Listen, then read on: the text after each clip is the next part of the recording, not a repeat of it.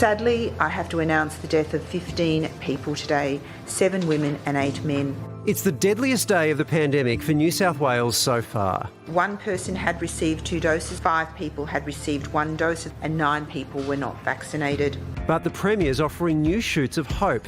From October 11, people who are fully vaccinated will be able to visit loved ones in aged care. We're all looking forward to the 11th of October. It's a day when we'll be able to do all those things we haven't been able to do for a long time. Hospitalisations not growing as fast as previously predicted, the state's vaccination rates climbing. I genuinely believe that by next week we will see 90% first dose. And the question for us as a community is how hard and how high can we go? But while New South Wales's daily COVID cases continue to fall, Victoria faces yet more record numbers, the highest number of daily cases the state's ever recorded.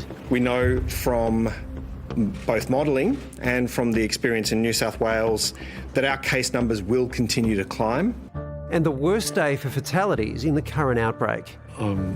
Very sad to have to report that 7 people lost their lives to COVID-19. Infection rates and hospitalisations projected to soar, peaking in late October. The truth of the matter is we are facing unprecedented levels of demand, and we need to continue to work hard to build our surge capacity. Not helping matters, last week's protests have now seen the CFMEU headquarters declared a Tier 1 hotspot.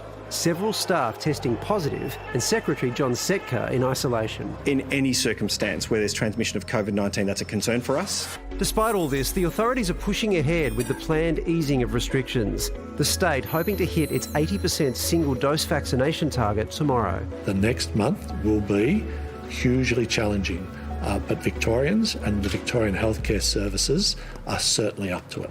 Gosh, you've got to feel for them. On Monday, they had the highest volume of 000 calls since 2016, since Thunderstorm Asma. Oh, wow, is that what it was? That many on Monday. I feel people are starting to relax because they feel like we're so close to the end, but this is the time where you need to buckle down. And you know, if you have friends who might be breaching rules, you really need just to plead with them to kind of just do the right thing for a few more weeks, because the hospitals have been overrun. Hey, some good news to come out of Sydney too. We're being told that schools are going to go back a week earlier now across the board. So they've made decisions. I know a lot of people will be happy about that. With so much content online, it's sometimes hard to keep up with it all. And let's face it, who has the time? The Project YouTube has you covered with the stories that matter. Hit subscribe for a daily list of the news that you need to know.